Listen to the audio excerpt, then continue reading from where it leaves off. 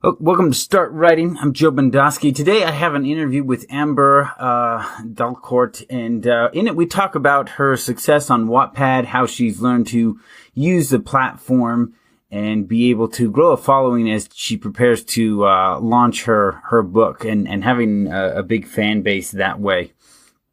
We talk about a lot of the nuances of Wattpad, how a lot of the readership is mostly teenagers and writers just starting out, and some of the challenges that come up because of that and how she's handled that, some of her negative experiences along with her positive. I'm going to skip this week in critique and writing true because this does end up being a fairly long interview. She is a brand consultant for indie authors, and her book is Awakening on Wattpad, so you can check it out there. And here is the interview. All right, this is my guest, Amber Dalcourt. She is a brand consultant for new creatives and indie authors. I actually came across her writing on Wattpad, where she seemed to be doing fairly well, and I wanted to talk to her about some of the techniques she had done to kind of do that. Why don't we start off there? Why are you, your novel's on Wattpad and you have a variety of short stories on Amazon. Talk to me about the decisions behind that, and then some of the things you've done to build a following on Wattpad. Okay. Well, I started off with the short stories because I wanted to learn how to manage the publication process. So I needed to know how the algorithms worked and so on. And with Wattpad, I'm a slow writer, a very slow writer. So I know that through experience in publishing the short stories, you're not going to have an instant million right there. It's one reader at a time. You've got to build it up. And free platforms for me, not only with Wattpad, but with Fiction Press. And I think I'm with Medium and Scrivener, or not Scrivener's the platform I use to keep my notes. Anyway, on a variety of them anyway. So I'm building up my readership one reader at a time. And I'm in it for the long game. So every time I'm always asking the question, who am I writing for? My goal as a writer is to tell a story that entertains a specific group of readers. So Wattpad, to answer your question cleanly, is all about connecting with my readers while I'm buying time before I hit that publish button. Okay, that's a really good way to point that. To put that. So talk to me. You say you're building it one reader at a time. What is it you do to build that one reader at a time? Well, this is going back several years. I remember being very frustrated when I initially started with Wattpad, for the obvious reasons. I mean, anybody going in who writes a genre outside of romance is going to experience a great deal of frustration no matter what platform you get. I think the weird stat is 8 out of every 10 writers are writing romance. So it's a heavily saturated market. On top of that, because the romance writers are experiencing that frustration, they're also saturating the other genres. So building up that reader, one reader at a time, gets to be incredibly challenging. So what I have done is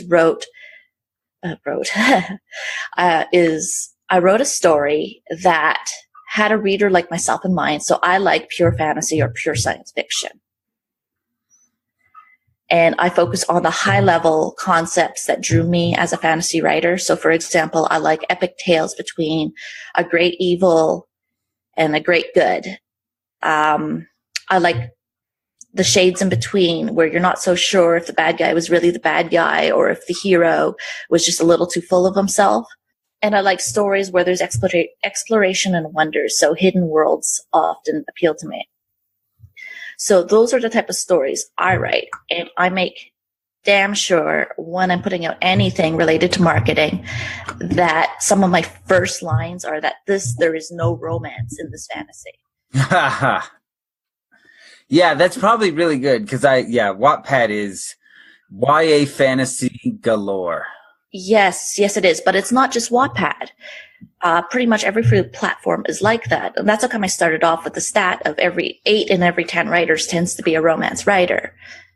And that's what it feels like. And when you look at a site like Wattpad and you take a look at their background demographic information, their readership is primarily teenage girls. So of course, YA is going to be popular. And of course, romance is going to be popular.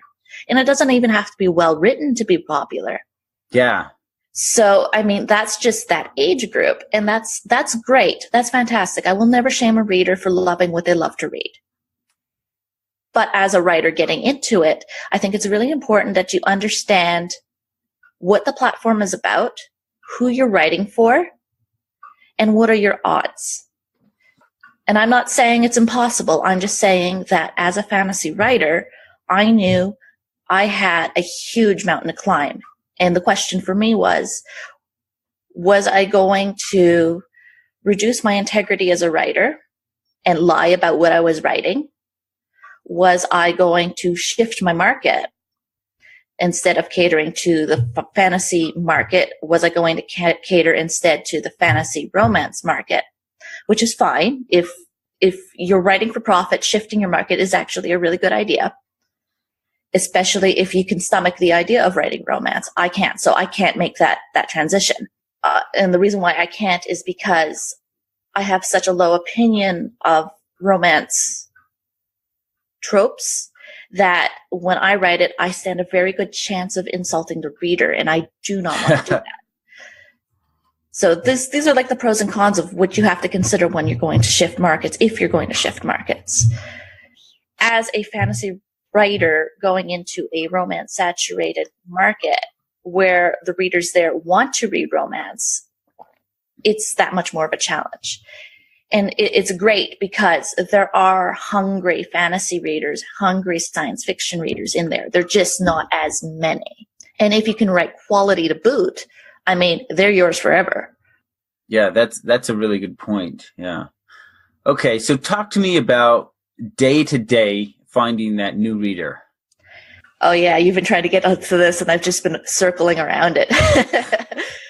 Well, I've been lucky recently in that I've been included in major Wattpad listings, specifically for fantasy readers. So that was a boon. That's all organic at this point. But those initial steps are you want to participate in, what did I do? As of last year, I stopped actually, but you want to participate in book clubs, not critique groups. Very different. And I would still love to participate in book clubs, but I just don't have the time to invest in it anymore. Book clubs is where you're going to end up with readers talking about your book, but hopefully not directly to you, because I find that sometimes their input can be a little hard to handle. And that because of the framework the club can be set up, like readers on Wattpads don't really like to have their opinions challenged. And a writer in my position who values the reader input, I need to know why they think the way they think or how they perceived what they perceive, so that way I can correct it or not. But most readers don't want to be approached like that. So you've got to learn how to pull back in that front. Critique groups are great, but I find people in those groups are too ready to be offended. And that has the side effect of backlashing on your career. If you offend the wrong type of writer and they happen to have a following, your career has ended. So stay away from critique groups, especially on platforms where most of the writers are very, very young. The other thing I do is I take a look at the fantasy genres.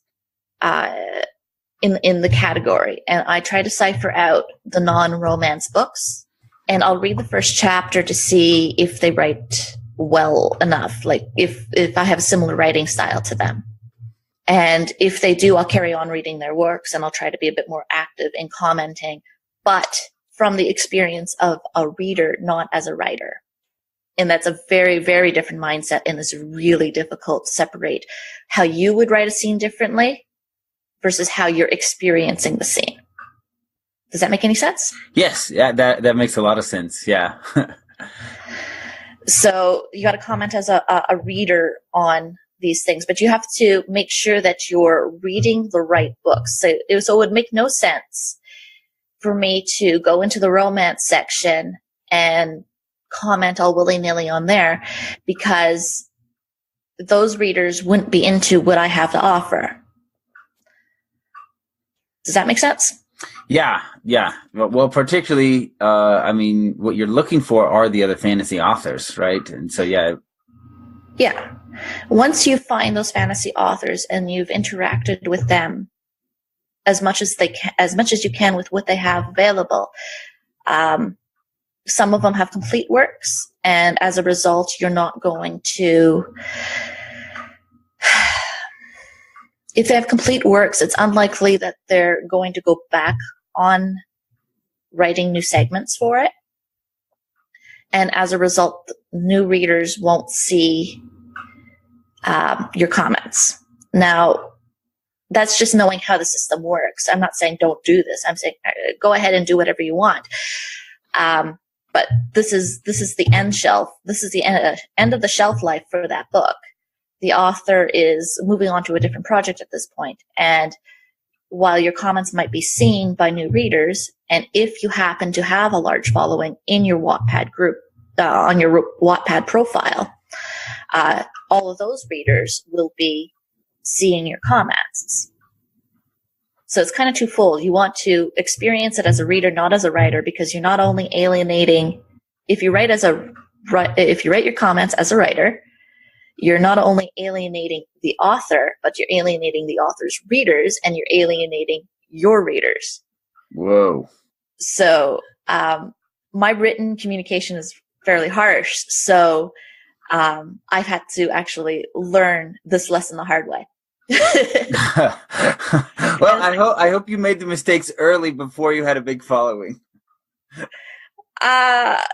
Yeah, well, I end up with two groups of people: the people who hate me and the people who love me. The people who get where I'm coming from because they've experienced the backlash from sensitive authors are generally the people who love me. So I have that extra piece of work up there, the cold hard truth of writing, the writing process that has nothing to do with writing. It's all about the author ego. And like readers, so far, it's not as nearly as successful as my main work, but the readers who've experienced the bits and bobs I've mentioned in that book, just like, it has been a phenomenal reception there. Huh. And that shows me that there's a huge problem in the writing community, that readers should not be experiencing this type of backlash from people who are aspiring to make a career for themselves. Does that make sense? You said readers should not be experiencing this kind of backlash. Talk to me, explain that a little bit more. What is the backlash the readers are experiencing? Now, I see the writers experiencing the backlash, and that's fine, but what do you mean the readers are?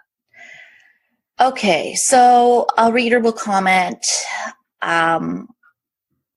okay, I'll use a personal example in this case. I was helping out a friend of a friend.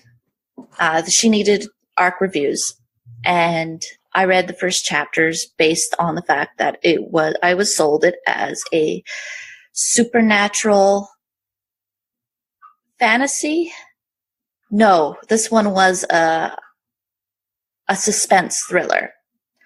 But the first 3 chapters, beyond being badly written, and I'll give you an example of the line, and I'm not going to name the author. I'll do that grace. But the line that really, that was it for me was he walked across the floor muscularly. And my brain did this huge mental twitch and glitched out, and I closed the book. That was it. And The drawback is that the first 3 chapters was written with romance tropes. Not being a romance reader, and to put things in perspective, I grew up with 2 sisters and 3 cousins very close by, and they've all went through puberty at exactly the same time. And so you can imagine 5 years of my life, every day was a new romance story. I've had my fill. Thank you. So it's like, so when I say I don't want to read romance stories, I mean I don't want to read romance stories. So this tells me one of 2 things. Either she doesn't know she's writing a romance story, or that she knows and she's trying to get that quick sale, which is going to damage your career, because you end up with someone like me who's very vocal about these shady shenanigans, these sleazy marketing tactics. And then I do things like, well, this was a line I read in her book. So anybody who's read that book and has heard that line, they'll know that who I'm talking about. And so that has a bit of a side effect. Now, the professional thing to do would have been, oh, I didn't realize. And then she would have addressed her marketing to make sure that it clearly stated or clearly implied that she was writing a romance that happened to have, that involved a CIA agent and a government conspiracy. Right. But I don't know that because I never made it past the first 3 chapters because I was the wrong reader. So not only did she lash out, she told me, well, you're not my right reader anyway. What do I need you for? Blah, blah, blah. You don't know what you're talking about. You're so full of yourself. Okay. Well, that's great. Here's the things that led me to believe this. Maybe you should address this. So when you said reader backlash, it's the authors lashing out at the readers for their comments. Yes. And you see this repeatedly from writers who feel like they've been attacked. But it's not the reader's responsibility to coddle the author's ego. Does that make sense? Yes, 100%. Yeah. I mean, thick skin is essential as an author if you're going to get anywhere. Mm-hmm. And like I can already hear a lot of the indies I consult with going, well, I don't do that. And I want to just go, yeah, bull. So prime example is when you get a negative review, anything 3 stars and less in a lot of opinions of these authors is a negative review. And they go around posting it on their Facebook feed saying, I got this negative review. This person doesn't know what they're talking about. You are social shaming that reader. This is reader backlash. It is wrong. You expected someone to pay for your work. They are entitled to their opinion of that work, regardless of whether or not you agree to it.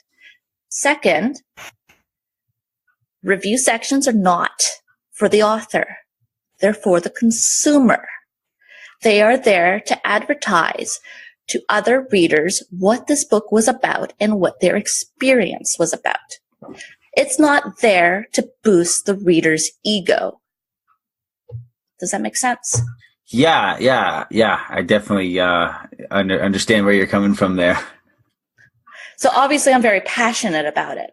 And I've had to argue time and time again. So this is where this comes down to mindset. And mindset is very, very necessary, not only on Wattpad, on free platforms where you're going to learn this the hard way, but it's necessary in paid platforms, especially on paid platforms, because you're asking people to part with their hard-earned money. Like most people are barely making it paycheck to paycheck, and they're choosing to spend the next 20 to 40 hours with you. That's a huge sacrifice. Yeah. I see where you're coming from here on this. Okay, so bringing this back around to Wattpad development.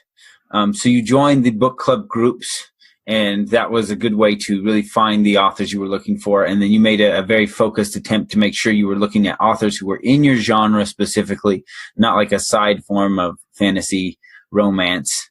And then you were connecting with them, and then I guess via them you connected to their readerships as well? Yes. So by commenting on their their books, you're inadvertently advertising to your following that this book is great. And you're drawing more followers to them. That's great. Usually a good comeback around is if the author recognizes you. And for the most part, they don't. And so never go in expecting that.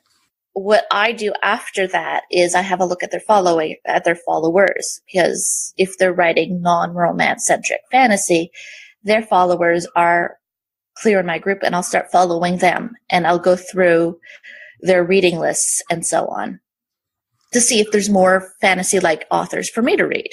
So in a way, it keeps the cycle going. Yeah. Yeah. And so you're advertising to your following at this point that these are the type of authors you really enjoy, that you're looking for non-fantasy centric or whatever your base happens to be. So in my case, it's non-romance centric fantasy. And I also have a call out that I'm looking for science fiction books as well, because that's what I enjoy to read. Even though I don't write it, I do enjoy to read it. So that's how you're supporting the community, is by reading these authors, by commenting on their works, and by sharing their works with your following. So you're commenting on these books, and you've mentioned that you've got a reputation for being very harsh and direct. Yeah. And there's a lot of authors on Wattpad who tend to have soft egos. So at some point, this has worked for you. But so talk to me about, I guess, some of the pitfalls and whatnot that have happened as a result of that. Because I mean, I'm an author. I have a regular critique group. I have online critique groups. If you have a negative opinion about something of mine, I'm okay with that. And depending on that, I may believe you or not. Now, if 10, 15 people agree with that, I'm like, okay, then I'm in the wrong, and clearly they're right about this. But my stance with critique groups has always been, if I can't have a conversation with you, it's hard for me to qualify your opinion. So the readers who have commented extensively on my work tend to hold more value for me than those who just go, lol, this scene is funny. And it's like, and I don't want to ridicule that. I do enjoy that. It's nice to know that they find the scene funny, but I don't know what about the scene they find funny. So with regards to your question, mostly the backlash I've experienced with the way I critique. Okay, I'll give you something that happened last year, I'd say about October. So I was part of this. This was the last stint I had with critique groups. Apparently, what had happened was this person said, give it to be both barrels loaded, which means I didn't have to hold back. I could be completely honest with what was going on and how I perceived the scene was going on. And I could tell her how to fix it. Whether or not she did fix it was completely up to her, and I'm aware of that. It turns out she was not aware of that. So what ended up happening was, and I do feel terrible for this, she ended up quitting writing. She deleted her book off of Wattpad. Whoa. And I'm like, okay, that was not my intention. Because what I was saying to her was I was having a hard time following the story, and that she seemed like she was a bit all over the place, that she had all these awesome characters, but she didn't have a cohesive story to tell. So as a result, her story was a bit meandering. And then some of the key elements she wasn't explaining very well, but it ended up backlashing on me because I couldn't visualize what she was saying or what she was meaning. Therefore, it was my fault. And I'm like, no, it's never the reader's fault for not understanding what you're trying to say. And then, so she really got offended by that and ended up deleting the book. Now, I'm of two minds. And the harsh sense is, if that's all it took to get you to quit, you're not ready for this. On the other hand is, she may not have wanted to develop a career in writing and so on. And I just ruined her hobby. Okay, but why are you writing? If you're writing to entertain, then you need to be understood. So it's like, it gets to be a really difficult conversation. The side effect that occurred as a result of this interaction was someone had read my comments to her and felt that I was actually being very harsh to her, that I wasn't taking into account her age, which she was in her early 20s. Therefore, she's an adult. She should be able to handle it. Yeah. I mean, it's different if you're talking to a 14-year-old kid, but yeah. Yeah. And it's like, there's also a difference in how long have you been writing? Because if this is your first ever work, you're not ready to hear it's not good enough. And no matter, even if I tell you how to fix it on your weak points are, all you're going to hear is it's not good enough. I try to avoid interacting with people who are very new to it because I'm too hard on them. And I know this. And this is why in my blurb I say I do not hold back because I don't know how to. That's funny.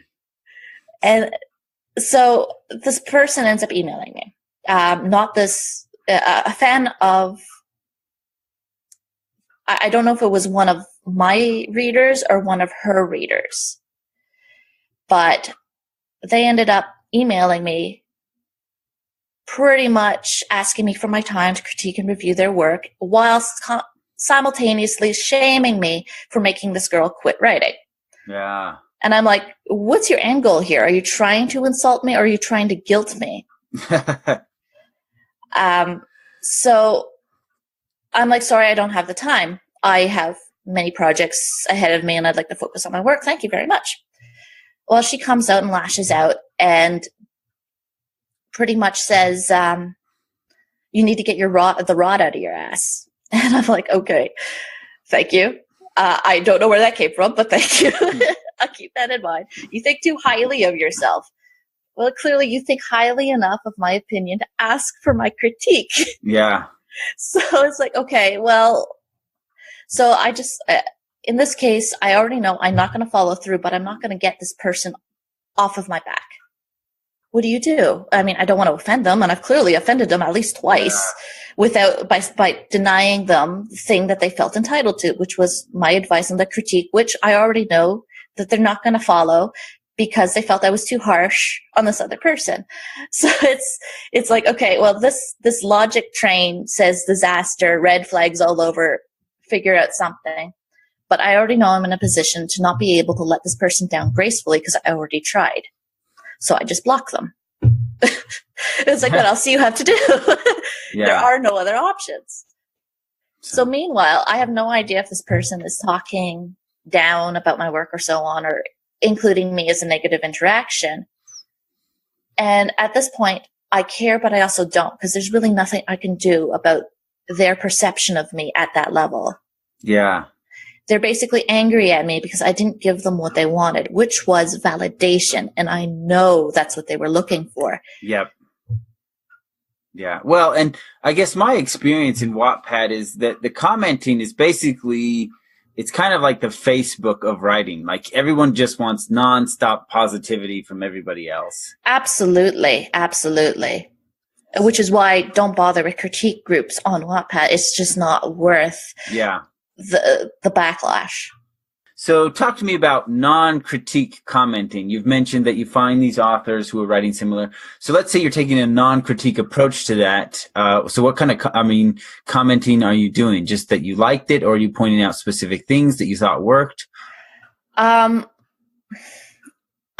try a logic approach, unfortunately. I focus on my experience as a reader with the writing itself. So if something like a plot twist has occurred, I'll comment on that.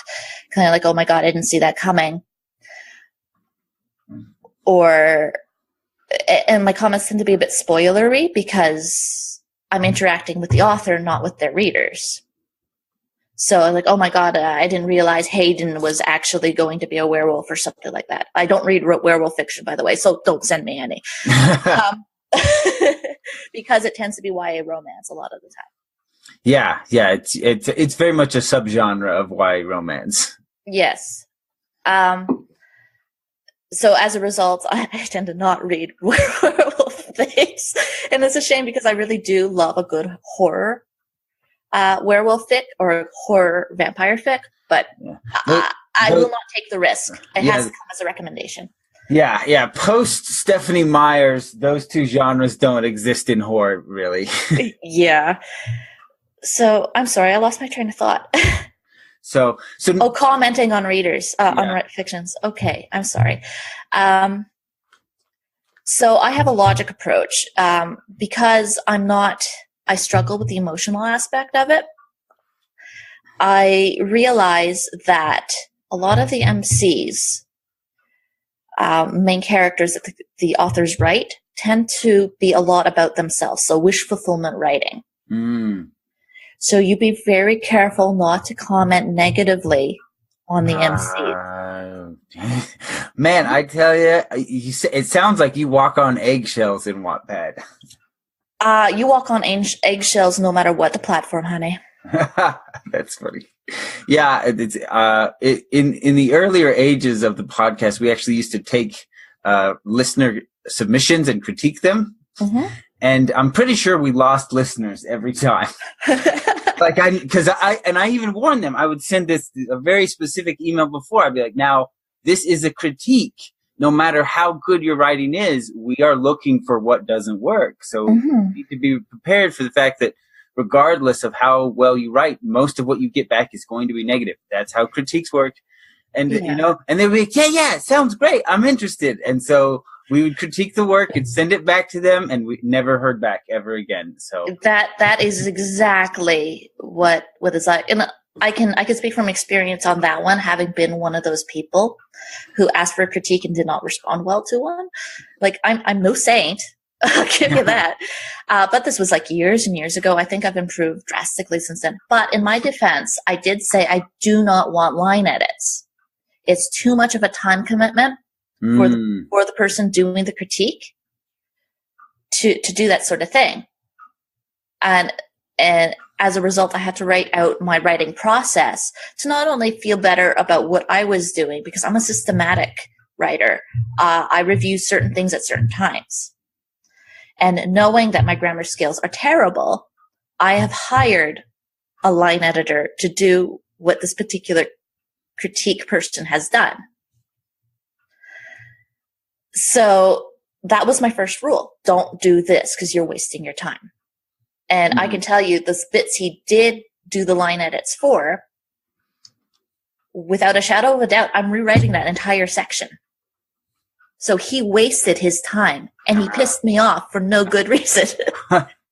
Now, I want to go back to the part where I wasn't a saint about, is when I asked for the critique, I felt that I would stump him, that my work was just that good. And that is wrong. And from that point, and as much as I hate the guy, I mean, genuinely, right now, my interactions with him afterward did not improve. And it wasn't necessarily my fault because I was trying to explain to him that he was wasting his time and that he was spending too much time focusing on things that didn't matter because they were going to end up getting rewritten. And his rebuttal was, you're too full of yourself. You need to get off your high horse. You'll never make it in the publishing industry. I'm like, oh, that's great. I intend on self-publishing. Piss off, But because of that interaction with him, I had to take a few steps back and think about what were the real reasons I was doing what I was doing. And what I was looking for was definitely very arrogant, but I was also looking for validation, which in both cases would not have helped me grow as a writer. Right. And that was a major, major epiphany moment. And that changed everything with the way I interacted with Wattpad. Because I was doing okay before. But once I changed that mindset, I started getting included in lists and started changing the way I interacted with other readers, because I know what they want is to be heard. Right. They want their opinion validated in some way, shape, or form. So because I'm aware of that, it has made my relationship with my readers so much easier, which is where I've really experienced the real growth. Now, going to critique groups, okay, well, that won't help. But going to book clubs and participating in forums and so on, while that'll help initially, what will really compound your efforts is how you interact with your readers. And this is said like throughout all engagement-based marketing. It's how you treat your readers. But no one understands what that means. It's too high-level concept. Yeah, it's too vague. There's no... Yeah. So you got to understand, first of all, it's easier to take yourself and go, okay, why am I interacting? Why am I interacting like this? What do I hope to achieve with this? When I comment on this person's book, what am I hoping to receive from the author? Now, this is how come it's more important to interact as a reader than as a writer. Because then you can get into the reader mindset, and then you'll understand your readers because you are a reader.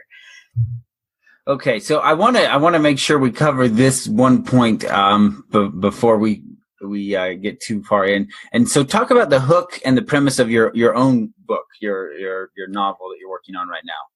Oh, that. Okay, so I was struggling with this one for years. I change it every so often to test the market. I saw that in your author profile page on your website. Yes.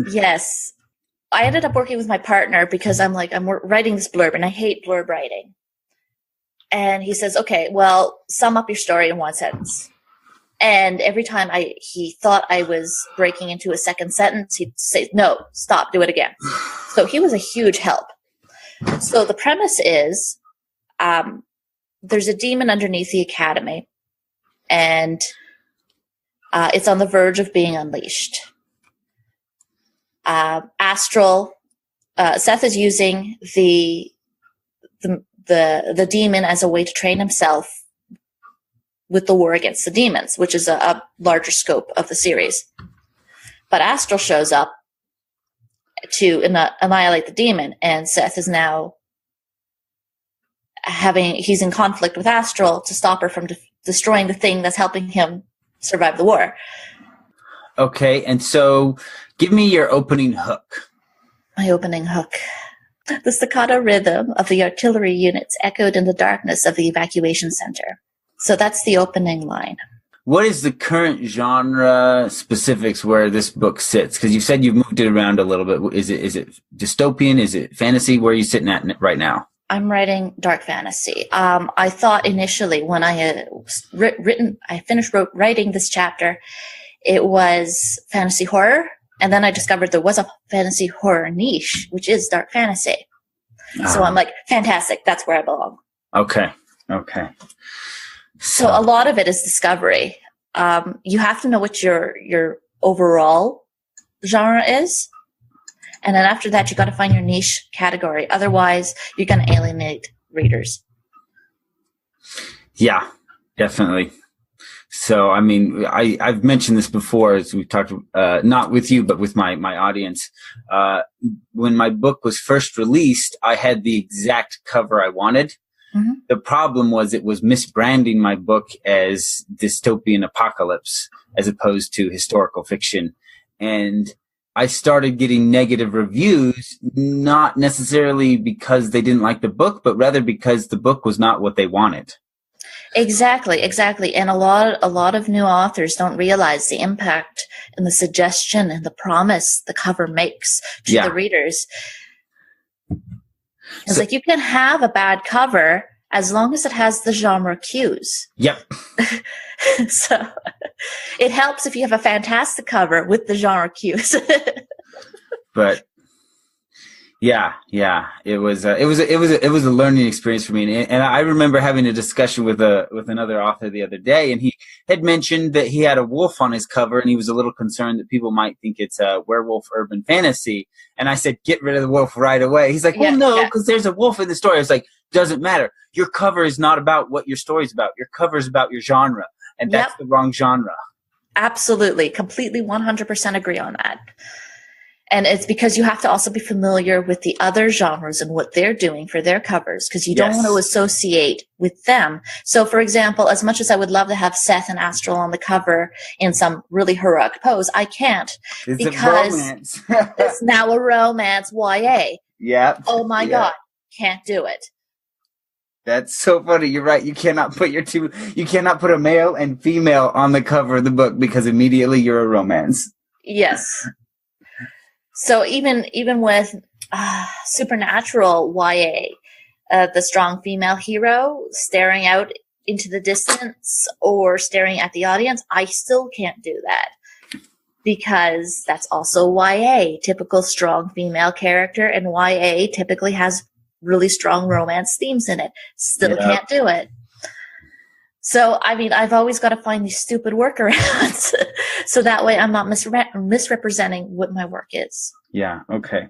So you have mentioned critiquing a lot and some pretty harsh critiques that had actually gotten you into some trouble here. So I want to talk to you about writing craft. So let's talk about what are some of the elements of prose or storytelling that just really drive you crazy when it's done poorly? It depends on how I'm reading it. For example, on Wattpad, the primary problem I see, I'll ignore bad writing. The bad writing is just part of Wattpad.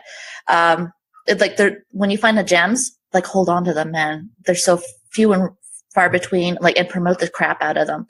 They definitely need the exposure. And comment until you're blue in the face. They really need that exposure. But the thing that really drives me nuts on Wattpad is, one, they're misrepresenting the genre, so it's a marketing element there. Two, they're they're discovery writers, so their plot meanders, and I'm one of those people who requires structure. So I need to be able to trust the author, and if I can't trust the author, that the author knows where they're taking the story, I'm not going to sit through 63 500-word segments of them having a conversation with their parents. I can't take it. Does that make any sense? Yeah, that makes sense. I mean, there's stuff I can't tolerate with a storyteller. If I see it, I put the book down. I can't do it.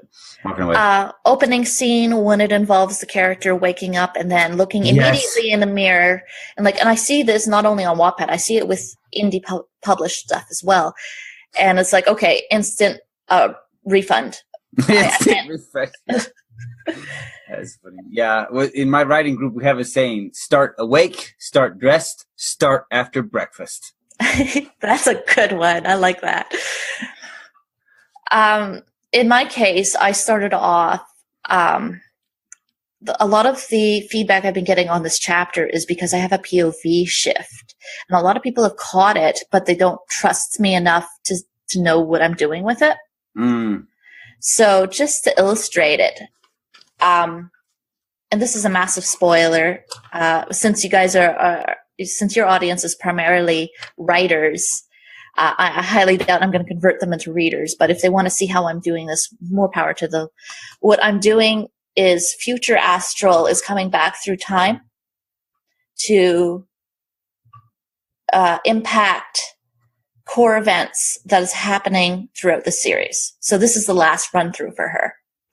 So as a disembodied figure, she hears the staccato rhythm of the artillery units. She sees the parents and children huddled together under the emergency lights of the evacuation center. And then she sees herself. And then as she possesses her smaller self, that's when the POV shift occurs. Yeah. And she's no longer the disembodied figure, but she is the child. So right now, new readers don't trust me enough to pull that off. They think I made a mistake by doing it that way. Mm-hmm. So my options at this point is, do I address that? Do I keep the entire first chapter as a disembodied figure? Or do I tone down the language down to, I think it's 8-year-old astral, and put off potential readers who are looking for something more adult? Yeah, that is a tricky question. So now it becomes a question of, did I start it in the right place? Yeah. And I'd like to say a resounding yes, because without this scene, you don't get the connection to the foreshadowing that Astral's been looping in time. Mm-hmm. And could I start earlier? Well, that now comes down to the argument that I have to start from the perspective of 8-year-old Astral with 8-year-old language, and that'll alienate readers. So it's a really, really challenging puzzle to work with. Yes. Yes, it is. So at this point, it's like fourth draft problem. The other thing that will turn me off of reading now, because I'm an avid romance disliker, as soon as I see the first telltale signs of a romance trope, I'll put the book down. And that's just because I've been inundated with it. Like last year, I spent about $2,000 on books, and most of them wound up being romance books. Oh. And so, like, I'm really angry because I could have used that $2,000 for something useful, you know? So I've wasted my money on that. So as a result, I'm going to end up putting the book down every time I see that trope. So as soon as the character mentions that this other boy comes in and he's super hot or super mysterious, I'll stop reading right there. Mm. You've mentioned, I think I asked you this, but I guess maybe I wasn't as clear on your answer. You've mentioned that you tend to take a long time with your writing and to get something out. And so why are you choosing to publish on Wattpad? Because I don't want to hit publish and not get any sales. Okay. So what I'm doing right now is I'm building my platform. I have my short stories, sure, and I'm still selling them.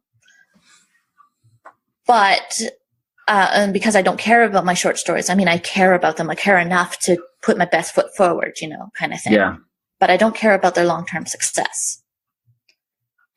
It's there if readers want to indulge in it, but I don't care if I'm not going to panic if I don't sell anything this month, for example. Right now, Wattpad has been invaluable for reader feedback, like genuine reader feedback. Right. Well, as long as it's positive. No, even the negative stuff. I've been able to handle that. As long as I'm not doing I was going to say, I didn't know if you were even getting positive feedback. I mean, negative from the readers. Okay. Well, that is good then. It's like, as long as it's not line edits, I can work with it. I suppose I should give you an example of a negative piece of feedback I've received. They don't resonate very well with Astral at all. Okay. She doesn't behave like a teenage girl. And as a result, they find it very difficult to relate to her. But I found that once they get to chapter 5, I think, they're completely in her corner. So it's a question of, do I really want to address this now? Mm-hmm. The thing is, because I have to rely on the readers having faith in me, and they have to have, on some level, connect with the character, I've decided to, in the fourth draft, I'm going to be rewriting the first arc with Seth as a focus. So chapter 1, Raising Clearwater, is going to stay the same, but chapter 2 is going to be different. Mm-hmm. And like, there's very few changes I have to make, but I do have to change the order in which I introduce the characters. Because right now it's Astral as a child, a disembodied spirit child. Chapter 2, Astral as a teenage girl and how she's grown to hunting. And then chapter 3 is William. Chapter 4 is Seth. Well, now I have to change it. Chapter 2, Seth. I can probably go chapter 3, William, and then just completely delete chapter 2 that I have with Astral as a focus and probably still get away with it. The funny story with Astral is because I was getting such, not really backlash, such, because the readers weren't able to connect with her and they were very vocal about it. I had to wonder whether or not I had a problem with the character. Now, my goal was to write a character, not to write a gender. Yeah, I can see that very much in the YA genre. So what I did was, for the first chapter, and I did this with one of my short stories too, everything that had Astral in it, I changed it to Seth. And all I did was change her name and change her pronoun. Well, lo and behold, she's a great character, completely supportive. No problem with the character. So I changed it back. Yeah, that's weird. And you want to know the funny bit? The people who were railing against Astral were female readers. The male readers had absolutely no issue with Astral. They're like, oh yeah, I can see that because Astral's logical. She's mission oriented. So yeah, I can see where she's going with this, where the female readers wanted her to have crushes and wanted her to be more receptive to Seth's advances and stuff like that. And Astral's like, no, dating you would not serve the goal. Right. So. Huh. That's funny. It sounds like a lot of the female readers wanted a romance story, and like you said specifically, that's not what you're writing, and those aren't the readers you're looking for. Right. Absolutely. So that's what led to my being very, very clear about what I was writing. So that way I could address readers' expectations immediately. Like, I am not writing romance. I'm never going to be writing a romance. These characters are never going to hook up. So, yeah, it's funny. There's a guy, he's in one of my critique groups, and he's a great writer, and he has great critiques. But every time he critiques one of my works, he's like, you got too much history in there. You got too much psychology in there. I was like, no, that's what my readers want. You know, his other critiques are great, but anytime he talks about that, I just ignore him. Like, it sounds like it might be an info dump problem, because that's something I also suffer from. So it's like, how much information do you share and how do you share it? So, well, he's just against it flat out. Flat out? Okay. Yeah. So, and that's just a genre problem. He doesn't read my genre. And so when he critiques that aspect of it, he's, you know, I mean, there are other writers in my group who will point out, like, this is too long. You need to break this up and different things like that. But for him, just that specific aspect, he's just not familiar enough with the genre to be able to critique it accurately. Okay, so mind if I ask, why then are you asking for his advice? Because when it comes to story, plot development, character, he has fantastic critiques. Okay. At least he has a strong suit that you recognize and you intend on taking advantage of. Yeah.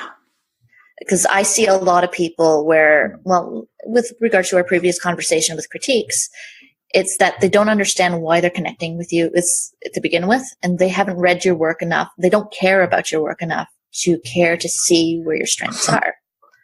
So on Wattpad, it's really, you have no idea what you're getting into a lot of the time. Yeah. And I'm just as guilty as not reading ahead as anybody else. Like, I have a finite amount of time. Right.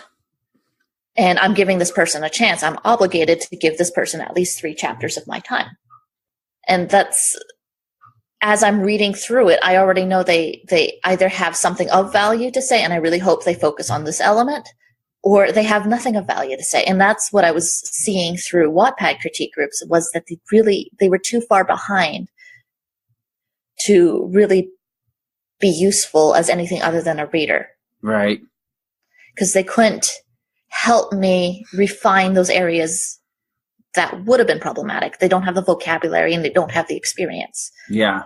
Yeah. Well, and I find that's a lot of that. Like to be a really good critiquer, you often have to be a writer in some aspect, just so that you have a way to explain it. Because a reader can point out, be like, this was confusing. I didn't like this. This was boring.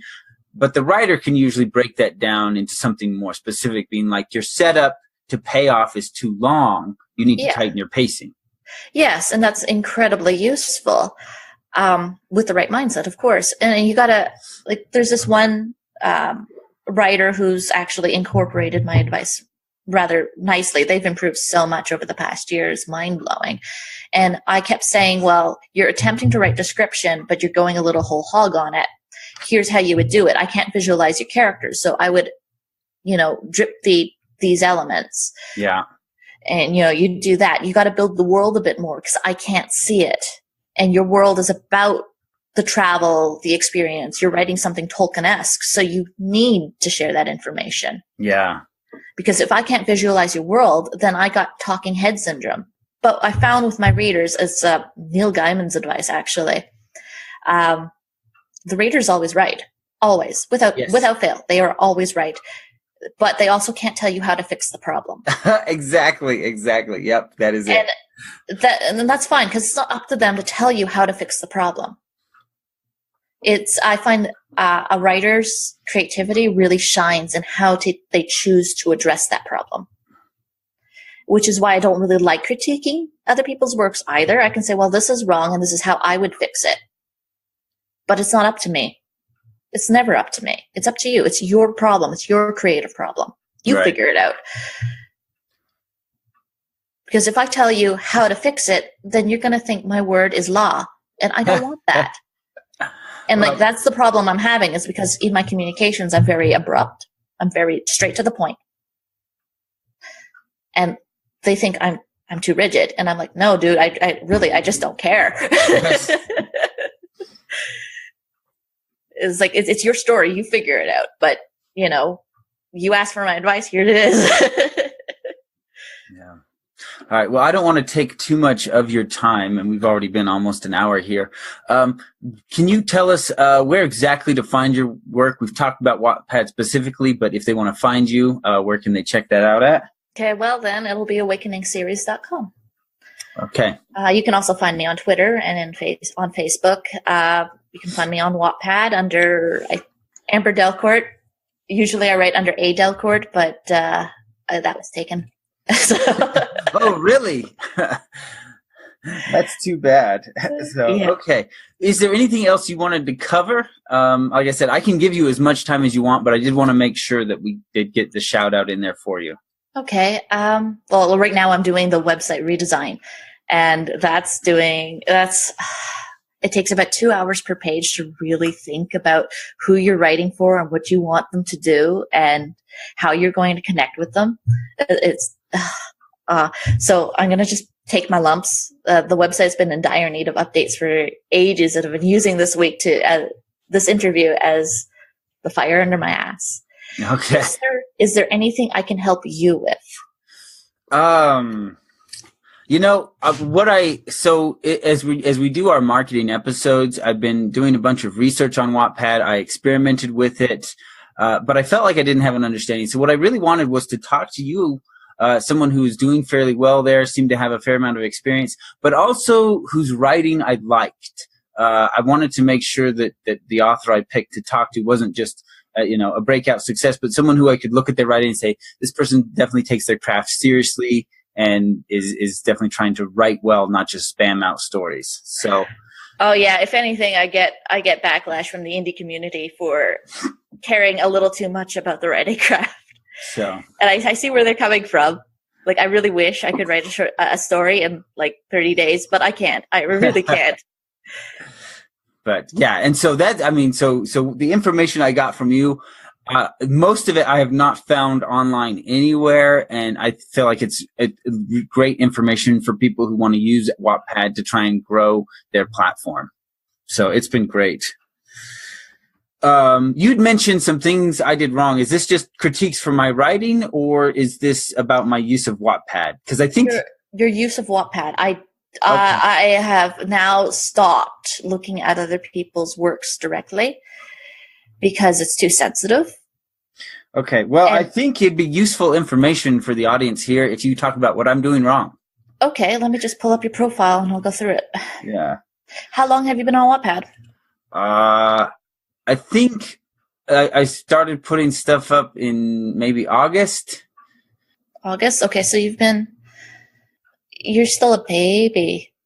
Yeah. Well, like I said, I was going into Wattpad. I was aware it was a YA audience. I was aware it was very romance based, but I was like, I cannot talk to my audience about this unless I at least have some experience with it. So I went in just to kind of test things out and put some things up and just kind of see what happened. Okay. And you write historical thriller fiction. So. Okay, your cover comes off as a bit horror-esque. Oh, it's the bloody hand, isn't it? It's the bloody hand, yep. I get a bit of a history vibe off of that. Just so you're aware, I do have a background in graphic design with corporate identity, corporate branding in mind, and I have worked with national brands before. It's just so your listeners know that I'm not just talking out of my ass as somebody who thinks they know what they're doing. I sort of do. So yeah, your cover is actually really good. It has a bit of like, your typography is clear, very easy to read. It's definitely one of the better covers. I see that your author name is covering the full width of the cover instead of, off into some corner like mine. Like what I wanted to do was, my brand was the series, not me. And I've got backlash on that, so I'm going to correct it when I go to actually publish the work. But at this point in time, it doesn't make much of a difference. But your cover is overall very well. I don't get the history vibe completely off of it. I see that this guy's in a CIA sort of trench coat thing. Yeah, the thriller vibe comes through very strong, but definitely not the history as much. I think if it was black and white, people would be like, oh yeah, history. No, I don't think so. I think you're missing a history element for sure. But I'm not too sure how I would go about correcting that. That's a you problem. That's a you problem.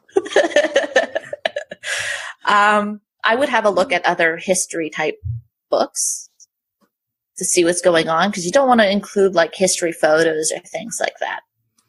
But you do want to convey the snapshot of the history element that your character is going to be involved with. Because there's a very clear difference in readers who like Egyptian history or Greek history or Roman history. Yeah, that's a really good point. Yeah. So if you're generic history, I don't know what you're about. Yeah. Right now I'm working on the prequel, which should be done by the end of this month or next month. And that'll become the first in the series. And so I think if I address that in the first book in the series, I won't need to worry about it as much about the second book. Yes, unless you're time hopping, in which case you're going to have to identify the periods that he's in. Yeah. But I think you're right. Like if I had something that would specifically point to what period in history this is, I'd probably get a better conversion on my sales because people would have a better idea going in. But so I definitely will address that in the cover for the next book. Okay, so this book is already published. Yes. All right. I knew that. I checked. I did my research. Okay, so that means you have a limited amount of space you're allowed to publish online without getting punished by KDP. Are you wide? No, I'm not wide. You're with KDP. Okay. Yeah. So. All right. So that makes a new challenge. So you have the prequel. Is that set up for pre-order? No, not yet. I have talked to too many authors who have had pre-order blow up in their face because they didn't make their deadlines. So I will not go into pre-order until I am ready to say publish today. So. Good man. And for a prequel, go 30 days thereabouts. You could probably push it to 60 if you have the money to push the marketing. No, I'm just going to do 30 days. But like I said, I will not set up the pre-order until it is 100% ready. So. Yeah, that's a good call. Okay, so this is what you're going to do, because this is what I would do. Because you have no wiggle room with When the Sky Falls. What a lot of indie authors will do, and this is why it's wrong, is they'll put up the first few chapters, the first 10%, and say, go buy my book.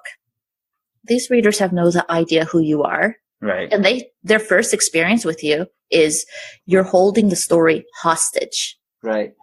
So you're creating a negative experience with them from the get-go.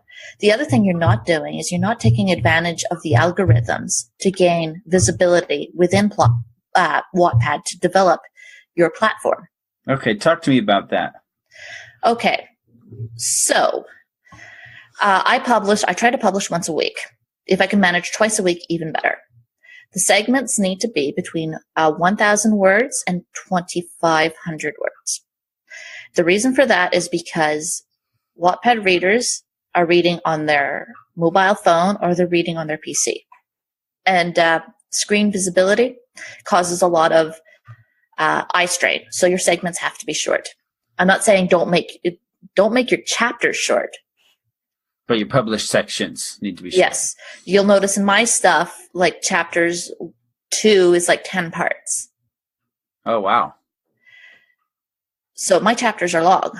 They range between 10,000 to 20,000 words sometimes. So I'll leave it up to my editor to tell me what I need to cut out. I just can't do it anymore. Anyway, I just write the damn thing because I need to finish it. So what happens here is that every, say, 1,500 word segment you put out every Friday. And then you encourage people to vote on the content because that gives you visibility. Okay. And you also ask questions. What do they think about this part? What do they think about this character? Where do they think the story is going? I try to include something like that every so often. I always encourage the votes because that goes a long way. Commenting, I can't force anybody to comment. So while I encourage it, it's unlikely to happen. Only your avid readers are going to comment. And I try to entice engagement through questions. So if I can get their feedback on something, even better. So are you putting the questions at the end of the segment, or are you commenting on it yourself and putting the question that way? At the end of the segment. Because if I'm commenting myself, I look like I'm being an attention whore. Okay, I see what you're saying. Yeah. And if these are things that the reader genuinely doesn't care about, I'll just carry on. If the things, normally when a reader takes issue with something, that's when they're going to comment. If they feel strongly one way or the other, that's when they're going to comment. I'm at the point in the story where a major reveal has occurred, so there was a lot of comments for a short time, and then now they're waiting to see where I'm going with this. So it's gone quiet again. So there's highs and lows. So now with your prequel, you're going to release that weekly or sometimes I would go probably twice a week, and you would include in your blurb that your pre-order is up. Okay. So you're going to have to plan your story in weekly segments by twice up until your launch date. When it launches, you have to remove it from Wattpad. So if I go KU. If you go KU. If you go wide, whatever, it's yours. Yeah, okay. Well, those are some good notes, about Wattpad. And I've learned a ton here, so thank you. You're welcome. Thanks for listening. As always, we'd love it if you would leave us a review on iTunes or whatever platform you listen to the podcast. If you want to support the show, check out one of our books, Song of Locke or When the Sky Falls. And if you enjoy the show, tell people about it. Help spread the word. And thanks for listening.